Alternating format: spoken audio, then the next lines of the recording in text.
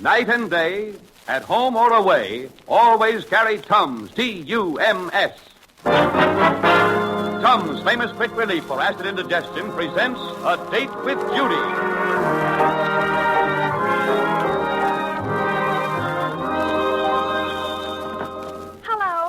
Judy, this is Eleanor. What are you doing this Saturday? Nothing. Why? Well, my date asked me if I could get a girl for a friend of his. Oh, wonderful. What's he like? Well, he's tall and good-looking and has beautiful manners and simply loads of money. Oh, that's terribly exciting. I'll be delighted to go out with him. Oh, you don't understand. That one's for me. Oh, jeepers.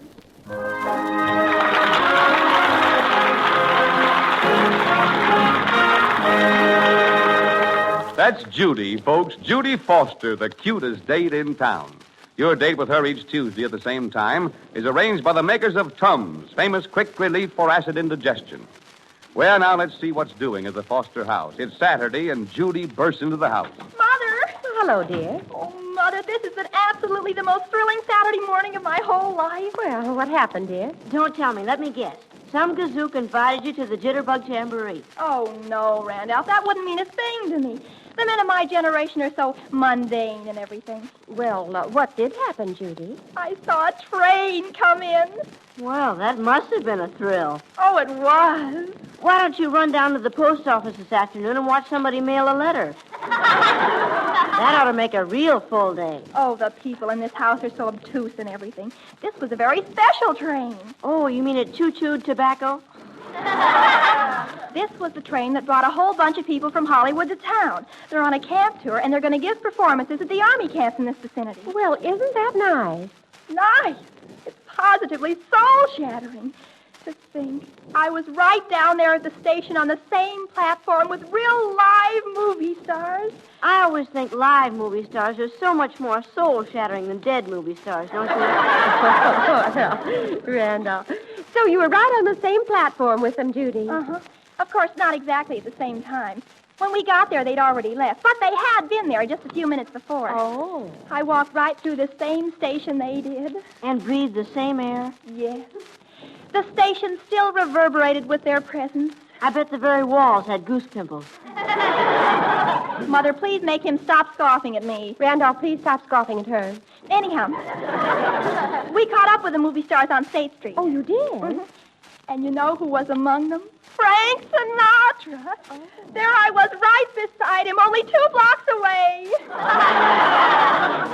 What color were his eyes? Oh, Randolph. Well, it still sounds like a remote control thrill to me. We were utterly throbbing. Who is we, dear? Barbara and Lulu and Eleanor and Gloria and Missy and me. Oh. We pushed our way nearly all the way up to the stars. It was momentous. In Ohio, it will always be remembered as the charge of the Bobby Sox Brigade. Well, this is all very fascinating, but I'm going to turn the radio on.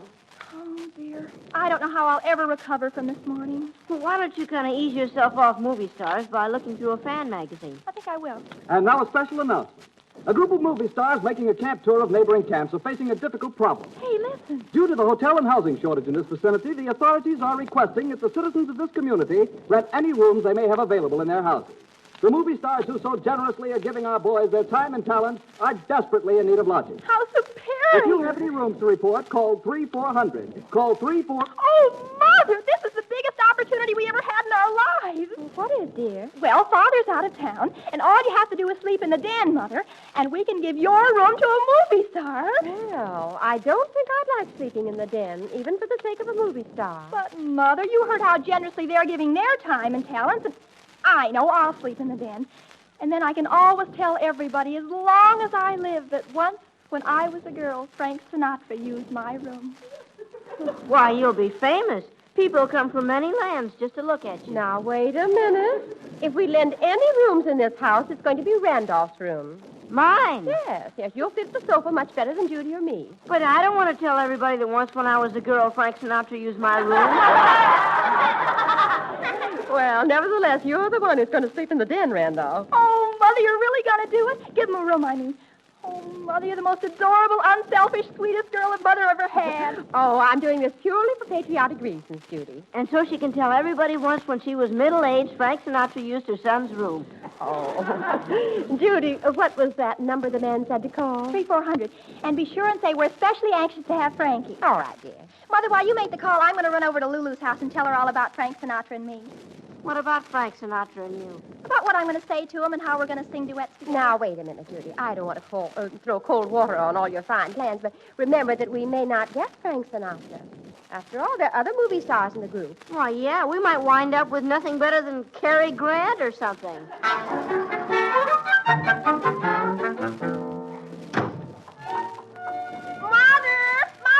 Yes, dear? What happened with the call you made? Well, I told them about Randolph's room, and they're going to call me back and let me know. What happened over at Lulu's house? Not a thing. Except that I will never speak to Lulu Benson again as long as I live. Why, dear? Because as soon as I told her about this room lending stuff, she went right to the phone and offered her Uncle Herman's room. What did Uncle Herman say? He said he was gall darned if he'd sleep in the garage for any old swooner crooner. Uncle Herman and I are brothers under the skin. But Lulu did it anyhow. I may be able to move over on the den sofa and make room for Uncle Herman. And that wasn't bad enough. But Lulu told Mitzi and Eleanor and Tootsie all about it, and they've all offered rooms, and now they're all squabbling over Frankie. The one who gets him wins a big black cigar. It's simply terrible. Now, none of the girls in our crowd are talking to any of the other ones. An uncanny silence has settled over the town. Well, anyway, I bet the authorities are pretty pleased with the public spirit of our citizens. Well, Uncle Herman and I wish to go on record as having no public spirit whatsoever. Oh, Randolph, you burn me up. Honestly, the way you talk. The phone! It may be Frankie. I'll take it. Hello? Yes, yes it is. Who is it, dear? The authorities. You will use our room? Yes, yes. Oh, What happened? but my mother made a special request for Frank Sinatra. Oh, no, all right. Thank you. Well, speak, woman. I'm all aflutter. Do you know who got Frankie? Whom? Tootsie Whiteman. Oh, that's too bad, dear. Of all the girls in this town, why did it have to be Tootsie? She is my least favorite person in all the world. Oh, why didn't I know enough to keep my big mouth shut about Frankie? Yeah, if you hadn't let the girls in on everything, you could have just sneaked up on him yourself. Now I'll never be able to live in the same town with Tootsie. Nope. She'll brag the rest of her life about this. Yep. Nope. This town isn't big enough to hold the both of us. Nope. Did the authorities turn us down completely? Nope, they want our room all right. Oh, I can't wait. Whom did we draw? Oh, I don't know, just some man. I never even heard of him. Well, did he come with the troupe? Yeah. He's probably just some big movie producer or something. Oh, is that all? Well, Randolph, I think you'd better start moving some of that junk out of your room. The baseball bats and the canoe paddles in the museum. Not my Museum of Natural History, Mother. Now, Randolph, no one human would be able to sleep in the same room with that stuffed frog.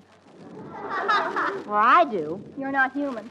Just, Well, put everything in the den, Randolph. Your caterpillar collection, too. Oh, Mother, I hate to disturb them just when they're thinking about spinning cocoons. Well, they can spin cocoons in the den just as well as in your room. Oh, okay. Oh, I wish I never started this. Jeepers, think of listening to Tootsie Whiteman talking about Frank Sinatra the rest of her life. Think of listening to anybody talk about Frank Sinatra the rest of her life. But I'd like to talk to Sinatra the rest of my life. I mean the rest of my natural life.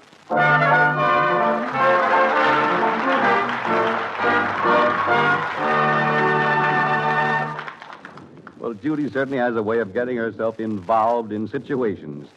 But you men in our audience have your problems, too. You bounce out of bed in the morning, shave, shower, gulp down your food, kiss the missus goodbye, dash for the train or bus. When you get to the office, if you don't have acid indigestion or heartburn, well, you've got the nearest thing to them. Now, for quick relief, for quick, safe, pleasant relief, take Tums. These delicious antacid mints melt on your tongue in a jiffy. Almost instantly, they neutralize the excess acid in your stomach. And then it's goodbye heartburn and goodbye acid indigestion. That's why millions of people, night and day, at home or away, keep Tums handy. Why don't you join them today?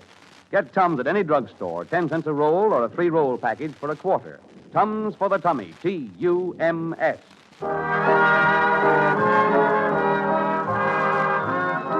And now, back to A Date with Judy. Well, a troupe of movie stars is in the town Judy lives in for the present. Because of the housing shortage, they're in need of rooms to stay in, and the Fosters are going to lend Randolph. However, all the girls in Judy's crowd have a room to lend, and Judy is very unhappy about this. Just now, the doorbell is ringing at the Foster house. The doorbell. That must be our big movie producer or somebody. Oh, Randolph, did you get your room all cleared out? Yeah, all but the caterpillars. What happened to them? Oh, I spilled them. You spilled them? Yeah, I managed to catch up with most of them, but a couple got away under the bed. Oh, Randolph, I could simply thank you. Caterpillars under the poor man's bed. How do you do? Oh, how do you do? I'm Mrs. Foster. I'm Mr. Ryan. I believe you have a room for me. Oh, yes, I do. Won't you come in? Well, Mrs. Foster, you don't know what it means to me to have a nice bed to sleep in tonight. Our troop's had some pretty rough going for the last few days. Oh, is that so? Yes, place I was stranded in last night. Well, I wouldn't have been surprised if there were bed bugs in that bed. Really? I wouldn't be surprised if there were caterpillars in it. Randolph! This is my son, Randolph. How do you do? Hi, Mr. Ryan. I also have a daughter, Judy. And if you're a friend of Frank Sinatra's, you won't fail to meet her. Another one of the worshipers? Oh, yes. You know how young girls are. I certainly do. We've been shaking them out of our hair ever since we started the tour. Well, Judy doesn't shake very easily. I'm sure I won't have any trouble with her. Well, Mrs. Foster... Oh, I know. You're anxious to go up to your room, aren't you? Well, come right this way. Thank you. I hope you have a good night's sleep. Oh, I know I will. Yeah, but will my caterpillars have a good night's sleep?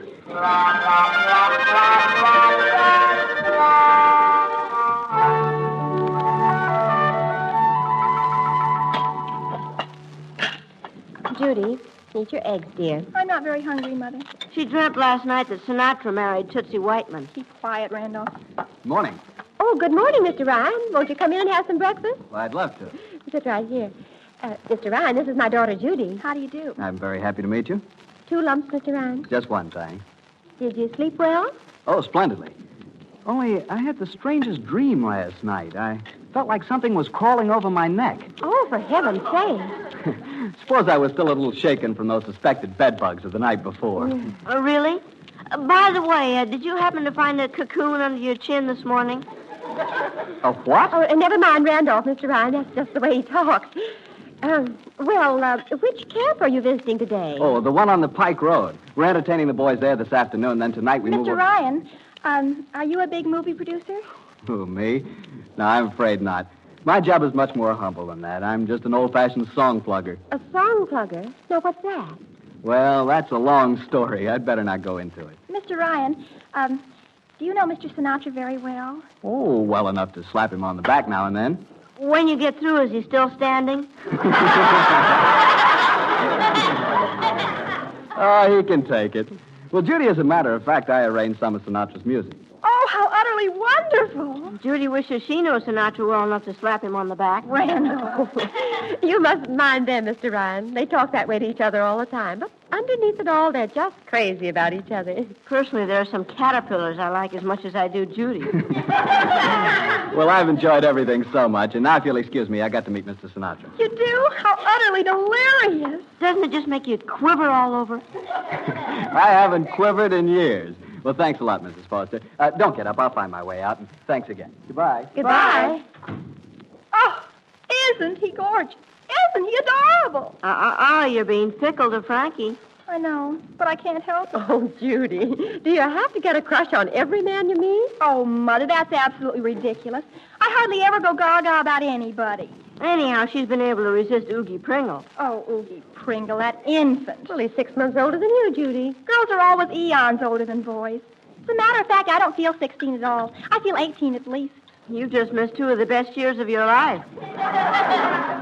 Mother, do you think I'm old enough to get married? I certainly do not. Marie Antoinette got married when she was only 15, and Cleopatra... Will you stop talking about getting married, Judy, and pull up your bobby socks? Yeah, they're drooling all over your shoes. Are you thinking about getting married, Judy? Well, not exactly marriage, but it would be sort of nice to be engaged. Oh. Well, who have you got in mind? None of your business. Well, I'd sort of like to know. I feel it's my duty to warn the victim. I have absolutely no intentions of revealing any information whatsoever. Only what, Judy? isn't Mr. Ryan beautiful?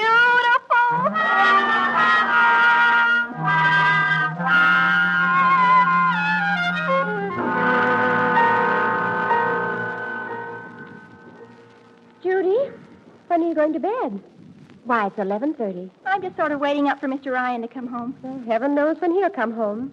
Hollywood people probably stay up until all hours of the night. Mother, would you like to live in Hollywood? No, thank you. I'm quite content right here in Ohio. Not even for a visit, Mother? Well, as yet, Mr.